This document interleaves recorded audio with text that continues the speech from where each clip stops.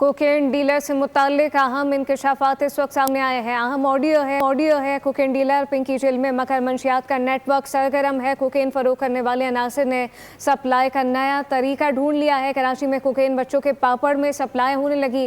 क्या कुछ इंकशाफात हुए हैं, क्या गुफ्तगू हुई है सप्लायर की, आइए आपको वो भी सुनवाते हैं। सबसे सिंपल ये अकाउंट भी है। आप एप्लीकेशन में लिखेंगे ना one zip account, one zip सामने शो हो जाएगा एप्लीकेशन में, ठीक है। वन जिप पे जाएंगे, ये नंबर ऐड करेंगे, सामने अकाउंट का नेम आ जाएगा। उसी राइडर का नंबर है, लड़के के पास से आपका पार्सल लेके निकल गया। उसको ना एग्जैक्ट लोकेशन है ना करंट व्हाट्सएप नंबर है, इस पर सेंड करते हैं लोकेशन। लड़के के पास से पार्सल लेके निकल गया, ठीक है।